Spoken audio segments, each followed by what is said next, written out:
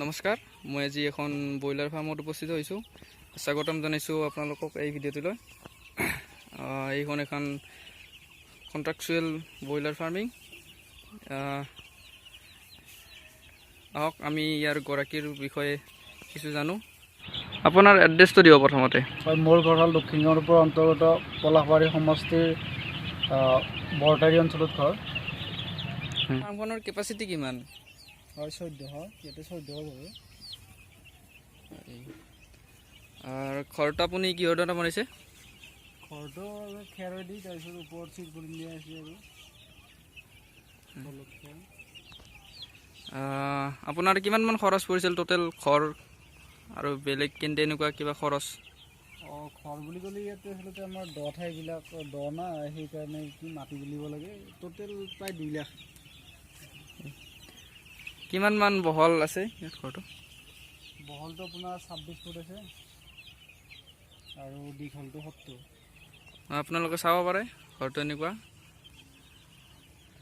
ভৱিষ্যতে ডাঙৰ কৰাৰ পৰিকল্পনা আছে নেকি আপোনাৰ? ডাঙৰ মানে অলপ ডাঙৰ কৰি দিওঁ লগতে, তাৰপিছত আৰু চাই লওঁ। ভেকচিনৰ বিষয়ে অলপ জনাই দিবচোন। ভেকচিন বুলি ক'লে আচলতে 4টা হয়, মানে এটা বেষ্টত। প্ৰথমতে 5 দিনত, তাৰপিছত 7 দিনত, তাৰপিছত 14, তাৰপিছত 18 দিনত। মানে কি সেই ছিজন লৈ বেলেগ হ'ল অলপ। তো এতিয়া গৰমত মানে 8 দিনতো থাকে। মানে কোম্পানী ভেদে বেলেগ বেলেগ, যদি মই সেইটো নাজানো। হয়, আপোনালোকে চাব পাৰে পোৱালি গ্ৰছ কেনেকুৱা হৈছে। এই কিমান দিন হ'ল এতিয়া? এইটো আজি 8 দিন। এইটো 8 দিনৰ আজি।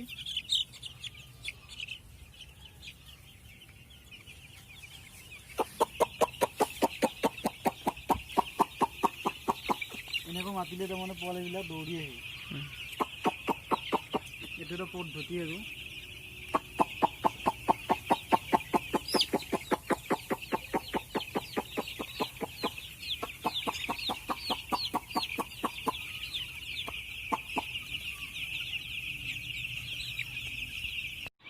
সাধাৰণতে এই কণ্ট্ৰাকচুৱেল ফাৰ্ম এখনত নিজাববীয়া খৰচ কি থাকে?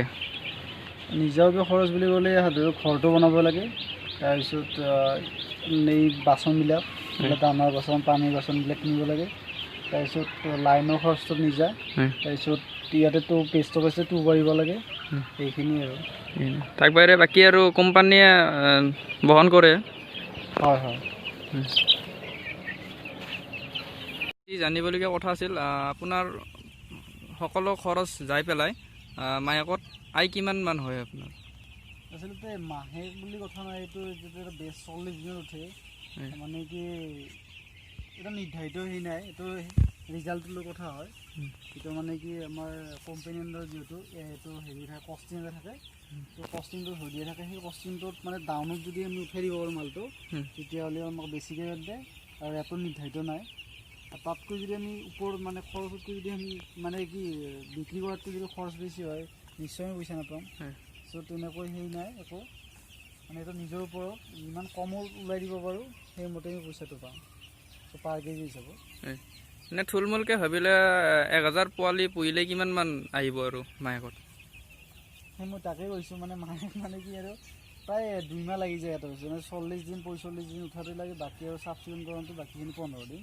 চ' এই 2 মাহত মোটামুটি 1000ত আহে আৰু 20ৰ পৰা 25,000।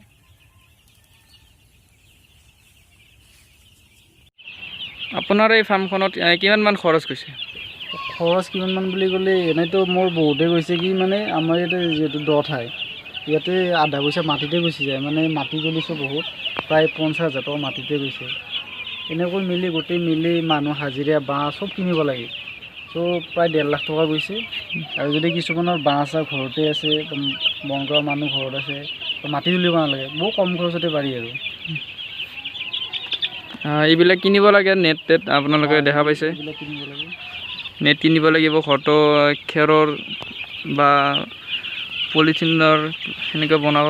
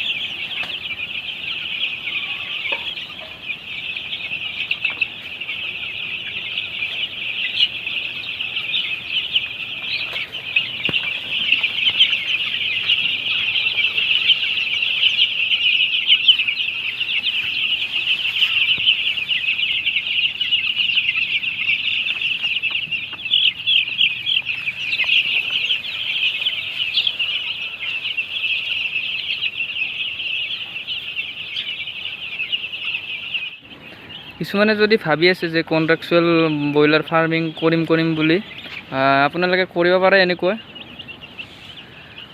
কম খৰচত আয় আছে, মাহেকত প্ৰায় 30,000 টকা। এনেকুৱাই আৰু। ভিডিঅ'টি চোৱাৰ বাবে ধন্যবাদ।